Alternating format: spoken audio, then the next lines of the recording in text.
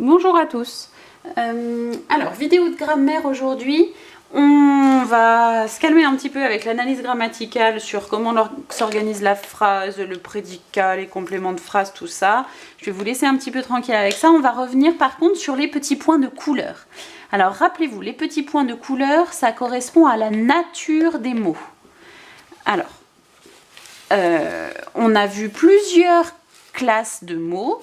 On a vu les verbes déjà, on a vu les noms, on a vu les déterminants, on a vu les adjectifs. Aujourd'hui, on va voir une autre classe. On en a déjà parlé, mais on n'a jamais fait la leçon dessus. Donc, on va faire une petite révision et puis vous allez vite voir avec les petits exercices, avec les petits exemples que je vous propose, de quelle classe je veux vous parler. Alors,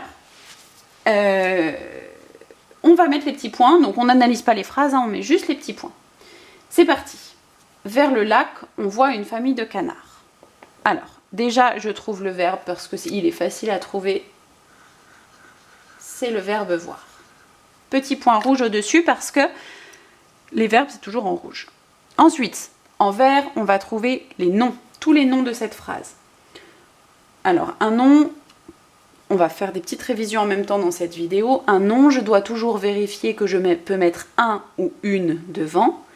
Et surtout que je ne peux pas le supprimer. Parce que parfois je peux mettre un ou une devant, mais c'est pas toujours un nom. Si je peux le supprimer, ça veut dire que c'est pas un nom, c'est un adjectif. Si on vérifie bien avant de mettre un point vert que je ne peux pas le supprimer, sinon je change le sens de la phrase. Donc, ah tiens, on peut dire un lac. Et est-ce que je peux le supprimer? Vers le, on voit une famille de canards. Non, je ne peux pas le supprimer, donc j'ai bien le droit de mettre un point vert, c'est bien un nom.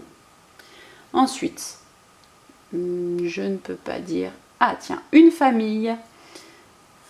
Et je ne peux pas supprimer famille, donc, parce que ça ne veut rien dire, donc c'est bien un nom. Et puis, canard aussi, c'est un nom. Voilà. Ensuite, je vais continuer. Alors, à chaque fois qu'on a un nom, le réflexe, ça va être de trouver le déterminant qui va avec parce que, allez, dans beaucoup de cas, il y a un déterminant qui va avec. Là, pour lac, c'est le lac. Famille, c'est une famille.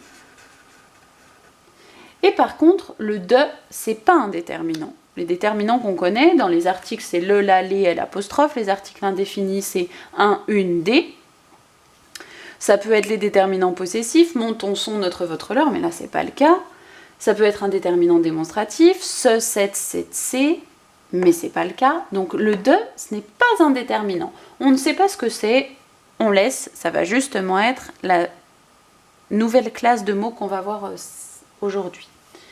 Ah tiens, le on le connaît le on. Le on, c'est un pronom personnel. Et les pronoms personnels sont en rose et je n'ai pas de rose. Alors, je suis bien embêtée.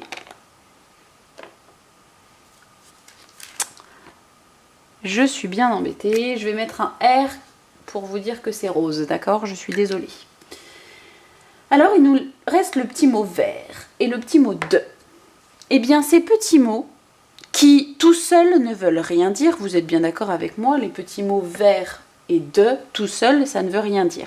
C'est toujours devant un groupe de mots. Par exemple, là c'est vers le lac. Là c'est de canard. Ça va toujours avec le mot qui suit ou le groupe de mots qui suit. Tout seul, ça ne veut rien dire. Eh bien, ces petits mots qui introduisent, ça veut dire qu'ils sont placés devant un groupe de mots, on les appelle, normalement vous l'avez déjà en tête parce qu'on en a déjà parlé dans les différentes séances de grammaire avant, on les appelle des prépositions. Et les prépositions, leur couleur, c'est marron. Ah non, mais alors là, ça ne va pas du tout, je n'ai pas de marron. Attendez 2 minutes, je vais chercher du marron.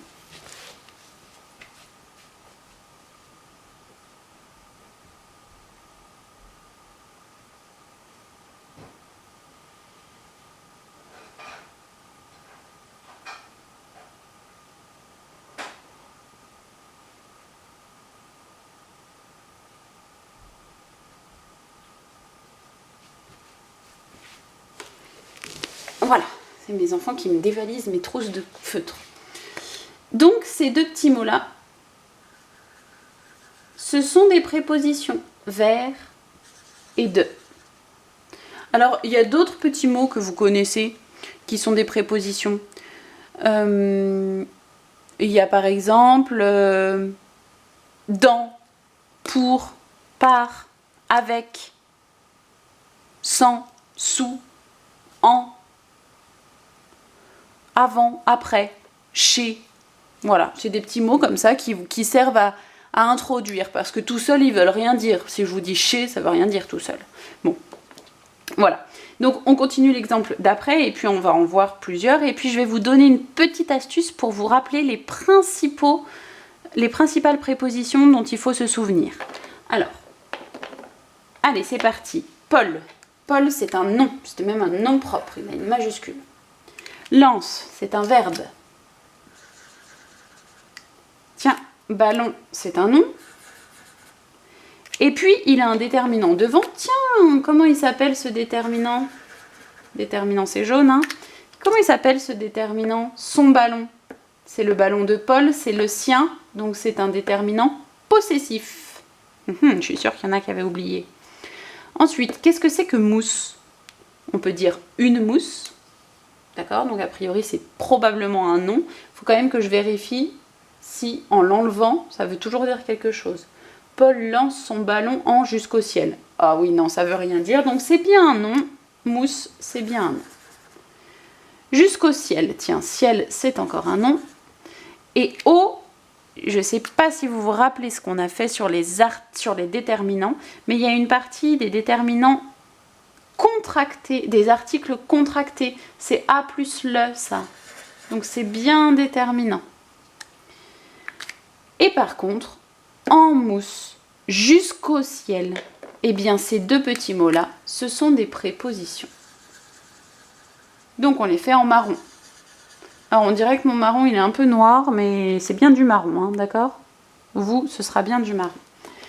Donc les prépositions, voilà, ce sont les petits mots qui servent à introduire d'autres mots, un groupe de mots, pour dire vers le ciel, sur mon bureau, chez ma grand-mère, jusqu'à l'année prochaine, pendant 2 semaines, etc. Donc les petits mots comme ça qui introduisent, ça s'appelle des prépositions. Pour retenir les plus importantes, les plus fréquentes, celles qu'on rencontre le plus souvent, il y a une petite astuce mémotechnique. En fait, si on les met dans l'ordre, ça peut nous faire une phrase. Imaginez qu'il y a un petit garçon qui s'appelle Adam et qui va dans une ville qui s'appelle Anvers avec dans sa poche 200 sous, 200 €, d'accord? Eh bien, la phrase qu'on peut avoir, c'est Adam part pour Anvers avec 200 sous. Eh bien, cette phrase, elle est facile à se rappeler. Adam part pour Anvers avec 200 sous. Et figurez-vous que ça donne, vous voyez ce que j'écris, oui, que ça donne les principales prépositions. À, dans, par, pour,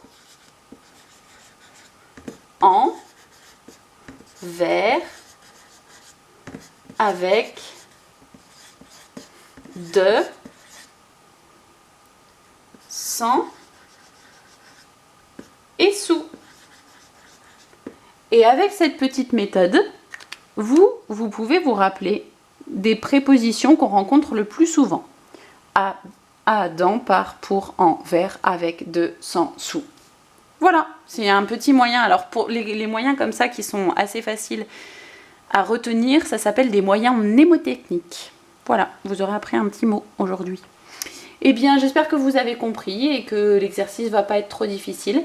Il faut vraiment que vous réfléchissiez, que vous posiez les bonnes questions, que vous n'alliez pas trop vite pour faire cet exercice. Et si besoin, vous reprenez votre leçon G3 avec vous pour bien voir les astuces pour reconnaître les noms, les déterminants, les verbes, etc.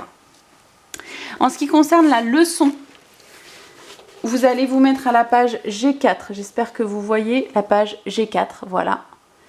La nature des mots invariables. Alors, première page, ben c'est pas celle-là. Vous allez vous coller, vous, sur la deuxième page, sur le premier petit point, c'est-à-dire en haut. et vous allez coller les prépositions.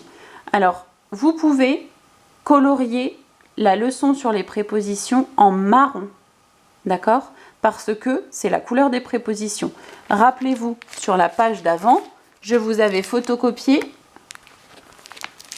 voilà, chaque nature avait une couleur. Les noms en vert, les adjectifs en bleu, les déterminants en jaune, les verbes en rouge et les pronoms en rose. Eh bien, sur cette page-là aussi, les prépositions, elles ont le droit à leur petite couleur, c'est le marron. Donc je vous invite à colorier votre leçon en marron pour bien vous rappeler que les prépositions ont fait un petit point marron dessus. Voilà, eh bien j'espère que vous avez tout compris. Je vous souhaite bon courage pour le travail et pour l'exercice de grammaire. À bientôt!